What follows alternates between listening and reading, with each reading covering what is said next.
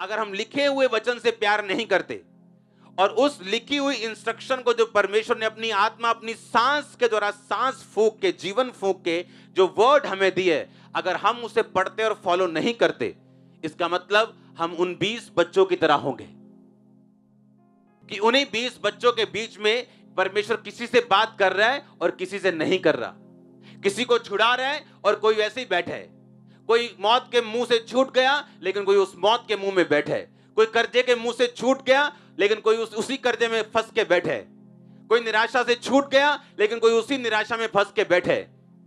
एक ही फर्क है दोनों में, एक ने वचन को सुना है और उसको फॉलो किया है और दूसरे ने सिर्फ सुना है, फॉलो नहीं किया। वो बैतलहम के लोग थे, परमेश्वर को जानने वाले, यहोवा को जानने वाले। क्या आपको ऐसा लगता है कि कोई यहोवा को प्यार करने वाला होगा और उसका बच्चा मार दिया जाएगा? आपको लगता है ऐसा? उसने भीड़ नहीं बनाई है, उसने तुझे बनाया है, मुझे बनाया है। हालेलुया। मत देखो लाखों की भीड़ यहां बैठी, नो नो नो नो। सोचो मैं और आप में बस एक दो जन। उसने आपको बनाया और मुझे बनाया। आपको क्या लगता है कि अगर आपके 2 बच्चे की जगह आप 4 बच्चे कर लोगे तो 2 को मार दोगे, 2 को छोड़ दोगे? गरीब हो तो बंदा सोचता भी गरीब है जी, खाने के पैसे नहीं थे। अगर आपके पास खरबों रुपया हो तो आपके 2 बच्चे भूख से मर जाएंगे, दो पल जाएंगे, ऐसा होगा? वो परमेश्वर जिसने हीरे का प्लेनेट बनाया हुआ है, इतना पैसा है उसको बेच के मिलेगा। मैंने कहा था कि धरती के ऊपर अगर 100 डॉलर की ढेरियां लगाई जाएं, वो ढेरियां चंद्रमा तक पहुंच जाएंगी, इतना पैसा आगा। पर में एक प्लेनेट और लाखों करोड़ों प्लेनेट है। आपको क्या लगता है कि वो आपकी अगुवाई नहीं करेगा? क्या लगता है आपको बचाएगा नहीं? लेकिन जब इंसान फेल हो जाता है उसकी इंस्ट्रक्शन को फॉलो करने के लिए, जो वर्ड सुना, जो वचन सुना, जो वचन पढ़ा, उसी को करने में हम फेल हो गए, फिर हम उसके डिवाइन प्रोटेक्शन को नहीं मांग सकते। हम नहीं कह सकते। बाइबल कहती है जो परम प्रधान के छाए हुए स्थान में बैठा रहे वो सर्वशक्तिमान की छाया में क्या पाएगा? लेकिन जो परम प्रधान के छाए हुए स्थान में बैठा रहे, मतलब यशब, बैठने का मतलब यशब इब्रानी भाषा में, मतलब अपने आप को उस स्थान पर जमाना, बैठ जाना, उसके छाए हुए स्थान पर, प्रेजेंस में अपने आप को जमा के रखना।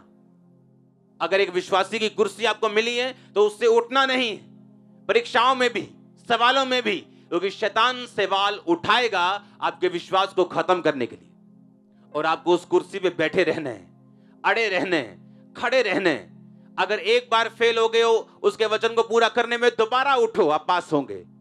फिर से उठो, गिव अप मत करो। मैंने कहा अगर एक बार फेल हो तो दोबारा करो, फिर से करो, फिर से करो, कोशिश करते रहो, आप पास होंगे, आप खड़े रहेंगे। आप देखना खुदावंद आपकी हेल्प करेगा।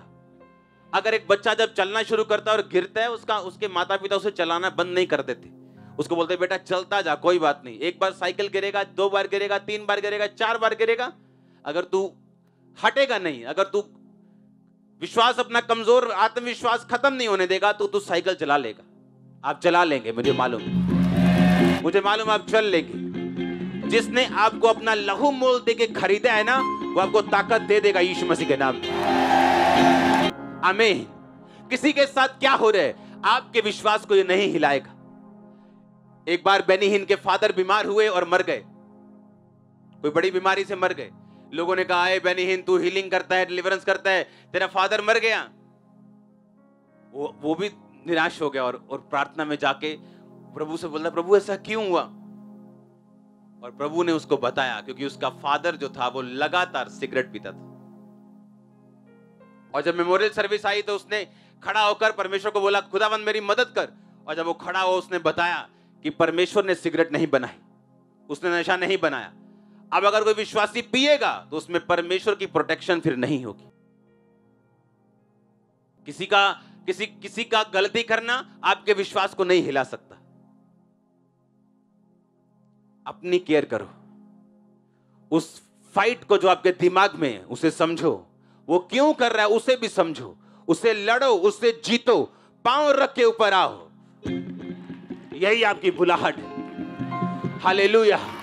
क्योंकि शैतान आपकी उस ग्रेट लाइफ को देखता है, उसे स्मेल आती, वो देख सकता है आपकी लाइफ क्या है, वो देख सकता है आप उसकी पकड़ से बाहर होंगे, वो देख सकता है आप एक चैनल होंगे हीलिंग का, डिलीवरेंस का, साल्वेशन का, उसे दिखता है। इसलिए वो आपकी विश्वासी जिंदगी को खत्म करना चाहते हैं, सवाल पैदा करके, क्वेश्चंस पैदा करके। हर एक व्यक्ति अपना बोझ स्वयं उठाएगा। हालेलुया। हालेलुया। इंस्ट्रक्शंस, कितना प्यार है आपको उसके नियमों से। उसने कहा मैं तेरे धर्ममय नियमों को दिन रात बोलूंगा, दिमाग में रखूंगा, इनसे प्यार करूंगा। तेरी सब बनाई विधियों से मैं प्यार करूंगा, तेरे वचनों से मैं प्यार करूंगा। ऐसा क्यों लिखा भजनकार ने 119 भजन संहिता में? बताइए क्यों लिखा? उसे मालूम था कि अगर मैं वचन पे चलूंगा तो मरूंगा नहीं, मैं वचन पे चलूंगा तो डरूंगा नहीं, वचन पे चलूंगा तो कर्जे में नहीं रहूंगा, वचन में चलूंगा तो बीमार नहीं रहूंगा। उसे मालूम था ये बात। Divine instructions. बोलो अपने पड़ोसी को, ईश्वरीय अगुवाई खुदावंद तेरी करे।